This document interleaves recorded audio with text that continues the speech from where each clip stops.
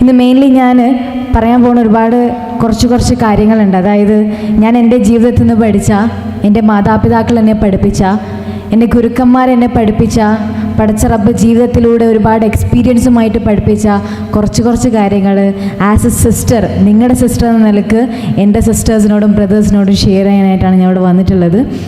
എന്തായാലും പുസ്തക വായന ഉള്ള എത്ര പേരുണ്ട്?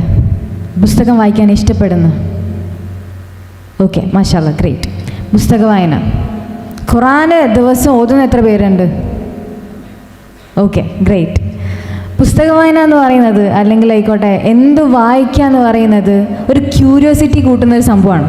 പുസ്തക വായന പ്രത്യേകിച്ച് എൻ്റെ ജീവിതത്തിൽ ഞാൻ പുസ്തക വായനയിലേക്ക് കടക്കുന്നത് ചെറിയ കുട്ടിയാവുന്ന സമയത്ത്, അതായത് I think when I was studying like 6th or 7th standard.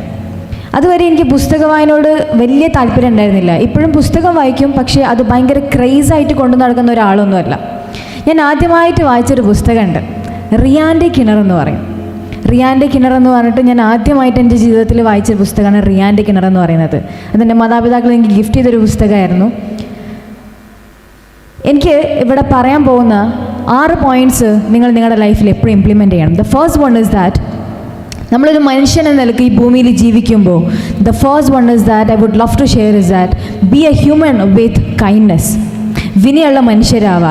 ഈ വിനയുള്ള മനുഷ്യരാവെന്ന് പറയുന്ന സമയത്താണ് എൻ്റെ ജീവിതത്തിലേക്ക് ഞാൻ ആദ്യമായിട്ട് വായിച്ച ഈ പുസ്തകം കടന്നു വരുന്നത്, റിയാൻ്റെ കിണർ. റിയാൻ എന്ന് പറയുന്നത് ഒരു ചെറിയ കുട്ടിയാണ്. അതായത് 2ാം ക്ലാസ് പഠിക്കുന്ന, ഒരു നോർമൽ സ്കൂളിൽ പഠിക്കുന്ന ഒരു ചെറിയ കുട്ടി. അപ്പോൾ ഈ കുട്ടി എന്ന് പറയുമ്പോൾ നമുക്കറിയാം, നമ്മൾ ആദ്യമായിട്ട് സ്കൂളിൽ പോകുന്ന സമയത്ത് ഭയങ്കര എക്സൈറ്റ്മെൻ്റ് ആയിരിക്കും. അതായത് ടീച്ചേഴ്സിനെ കാണണം, ഫ്രണ്ട്സിനെ കാണണം. ലൈക്ക് ഒരുപാട് കാലത്തിന് ശേഷം, ഒരു 2 or 3 year മന്തിൻ്റെ ഗ്യാപ്പിന് ശേഷം നമ്മൾ വീണ്ടും സ്കൂളിലേക്ക് പോവാണ്. അപ്പോൾ കുട്ടികളുടെ അടുത്ത് ഒരുപാട് കാര്യങ്ങൾ ഷെയർ ചെയ്യേണ്ടായിരിക്കും. അപ്പോൾ റിയാനും ഇതേ ആകാംക്ഷയോട് കൂടിയിട്ട് സ്കൂളിലേക്ക് പോവാണ്. സ്കൂളിലെത്തി ഫ്രണ്ട്സിനെല്ലാം കാണുന്നു, ഫ്രണ്ട്സിനെ കണ്ടിട്ട് ഫ്രണ്ട്സുമായിട്ട് സംസാരിക്കുന്നു. ഇതെല്ലാം കഴിഞ്ഞതിന് ശേഷം ക്ലാസ്സിൽ ടീച്ചർ കടന്നു വരാണ്. ടീച്ചർ കടന്നു വരുന്ന സമയത്ത് ടീച്ചർ എല്ലാവരോടും വിശേഷം ചോദിച്ചു. ടൂറ് പോയിരുന്നോ, അതായത് എന്തെല്ലാം എഴുതി, ഹോംവർക്ക് എല്ലാം ചെയ്തു എന്നുള്ള രീതിയിലൊക്കെ സംസാരിക്കുകയാണ്.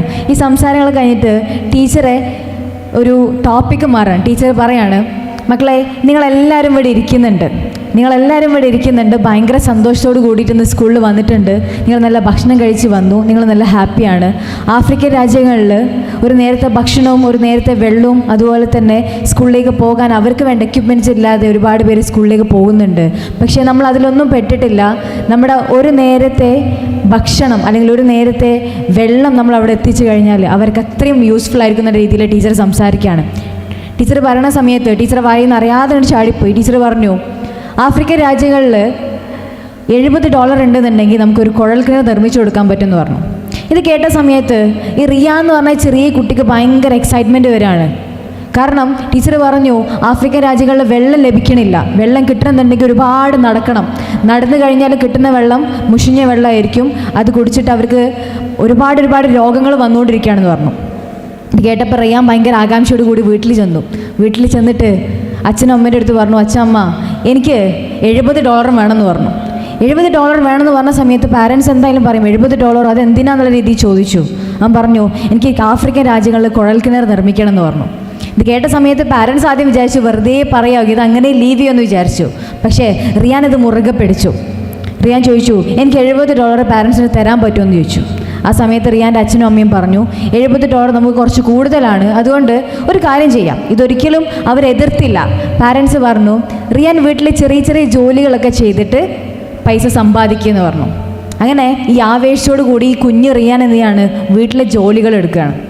പാത്രം കഴുകുന്നു, തുടക്കുന്നു, വീട് വൃത്തിയാക്കുന്നു, ഡ്രസ്സ് അലക്കുന്നു, അങ്ങനെ ഒരുപാട് ജോലികൾ ചെയ്തിട്ട് ഇവൻ്റെ പാരൻസ് ഇവന് കുറച്ച് ക്യാഷ് ഇട്ട് കൊടുക്കുകയാണ്. ഇവൻ്റെ കയ്യിൽ ഒരു ചെറിയ ബിസ്ക്കറ്റിൻ്റെ ഒരു ബോക്സ് ഉണ്ട്, അതിലാണ് ഇവന് ശേഖരിക്കുന്നത്. ഇവനിങ്ങനെ ശേഖരിക്കുകയാണ്. ദിവസവും ശേഖരിക്കുന്ന സമയത്ത് ഇവൻ്റെ മൈൻഡിൽ ഒരൊറ്റ ആഗ്രഹമുള്ളൂ, ഇതെങ്ങനെയെങ്കിലും $70 ആക്കണം, $70 ആക്കി എത്തിക്കണം എന്ന് മാത്രമായിരുന്നു റിയാൻ്റെ ആഗ്രഹം. അങ്ങനെ ദിവസങ്ങൾ മുന്നോട്ട് പോവാണ്. ഫാമിലിയുമായിട്ട് പുറത്തൊക്കെ പോകുന്ന സമയത്ത് റിയാൻ പറയും, ഞാനില്ല, എനിക്ക് വീട്ടിൽ ജോലിയും കാര്യങ്ങളും ചെയ്യാനുണ്ട്, അതുകൊണ്ട് നിങ്ങൾ പോയി പോരും, ഞാൻ വീട്ടിലെ ജോലി എടുക്കുകയാണെന്ന് പറയും. അങ്ങനെ $70 സമ്പാദിച്ചു. $70 സമ്പാദിച്ച സന്തോഷത്തിൽ റിയാൻ കുഴൽക്കിണർ ഇനി നിർമ്മിക്കാലോ എന്നുള്ള സന്തോഷത്തോടെ നിൽക്കുകയാണ്. ആ സമയത്ത് ഇവനിത് എവിടെ കൊടുക്കണം, എങ്ങനെ ആഫ്രിക്കൻ രാജ്യങ്ങളിൽ എത്തിക്കണം എന്നുള്ളത് അറിയില്ല. വാട്ടർ ക്യാൻ എന്ന് പറഞ്ഞൊരു അസോസിയേഷൻ ഉണ്ട്. ആ അസോസിയേഷനുമായിട്ട് പാരൻസുമായിട്ട് അവിടെ പോകുന്നു. അവൻ പറയുന്നു $70 ഉണ്ട്, എനിക്ക് ആഫ്രിക്കൻ രാജ്യങ്ങൾ കുഴൽക്കിണർ നിർമ്മിക്കണം എന്ന് പറയുന്നു.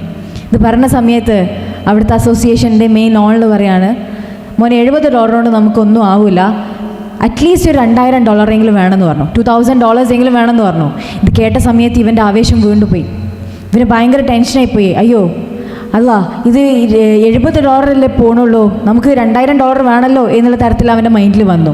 ഇങ്ങനെ അവൻ എന്ത് ചെയ്യാണ്, അവൻ വീട്ടിൽ പോയിട്ട് വീണ്ടും ജോലി ചെയ്യാണ്. വീണ്ടും ജോലി ചെയ്യുന്ന സമയത്ത് ഇവൻ്റെ ഒരു അയൽവാസി നൈബറുണ്ട്. നൈബർ ഒരു ജേർണലിസ്റ്റാണ്. നൈബർ ഇത് അറിയുന്ന സമയത്ത് നൈബർ ന്യൂസിൽ റിപ്പോർട്ട് കൊടുക്കുകയാണ്, ഈ കുട്ടി ഇങ്ങനെയൊക്കെ ചെയ്യുന്നുണ്ടെന്ന് പറഞ്ഞിട്ട്. ഈ റിപ്പോർട്ട് കൊടുത്തതിന് ശേഷം ആ ന്യൂസിൽ ഇത് ഭയങ്കരമായിട്ട് വൈറലാവുന്നു.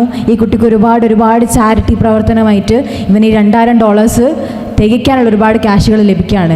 ഇത് ഒരുപാട് കാലമായിട്ട് ആഗ്രഹിച്ച ആ സംഭവം ഒരു മാസം കൊണ്ട് അവൻ്റെ ബാങ്കിൽ $2000 ആക്കിയിട്ട് ഇവൻ വാട്ടർ ക്യാൻ്റെ സഹായത്തോട് കൂടിയിട്ട് ആഫ്രിക്കൻ രാജ്യങ്ങളിൽ കുഴൽക്കിണർ നിർമ്മിക്കുകയാണ്. ഇത് ചെയ്യുന്ന 2ാം ക്ലാസ്സിലെ ഒരു ചെറിയ കുട്ടിയാണ്.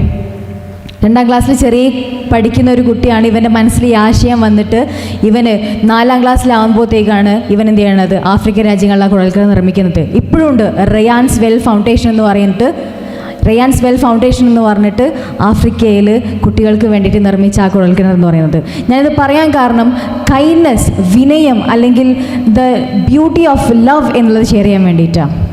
എത്രത്തോളം നമ്മൾ കൈൻഡ്നെസ് നമ്മുടെ ലൈഫിൽ കൊണ്ടുവരണം എന്നുള്ളത് പഠിപ്പിക്കാൻ വേണ്ടിയിട്ടാണ്. വിനയം എന്ന് പറയുന്നത് അത് കൂടിയാൽ ഒരിക്കലും കുറയൂല. വിനയം എത്രത്തോളം കൂടിക്കോട്ടെ, ഒരു മനുഷ്യൻ നിലക്ക് നമുക്ക് ഒരുപാട് കാര്യങ്ങൾ നമ്മുടെ ജീവിതത്തിൽ, ഒരുപാട് പേരെ നമ്മൾ കാണും, ഒരുപാട് പേരെ നമ്മൾ മീറ്റ് ചെയ്യും. ആ മീറ്റ് ചെയ്യുന്ന സമയത്ത് അവരുമായിട്ട് സംസാരിക്കുന്ന സമയത്ത് നമ്മുടെ മുൻപിൽ നിന്ന് എന്താണോ പോകുന്നത്, ദേഷ്യമാണോ വിദ്വേഷമാണോ പകയാണോ, ഇതൊന്നുമല്ല വേണ്ടത്. വിനയത്തോട് കൂടിയിട്ട് അവരുടെ മുൻപിൽ നിൽക്കാനും അവർ പറയുന്നത് കേൾക്കാനും അവരുമായിട്ട് സംസാരിക്കാനുള്ള ഒരു മനസ്സ് നമ്മൾ ക്രിയേറ്റ് ചെയ്യണം. B a human with kindness. മനുഷ്യനെ നിലക്ക് നമ്മളെപ്പോഴും വിനയുള്ളവരായി മാറാം. വിനയുള്ളവരുമായ ആരെപ്പോലെ ആവണ്ട, നമ്മളെപ്പോലെ ആയിട്ട് നമ്മൾ വിനയുള്ളവരായിട്ട് മാറാം.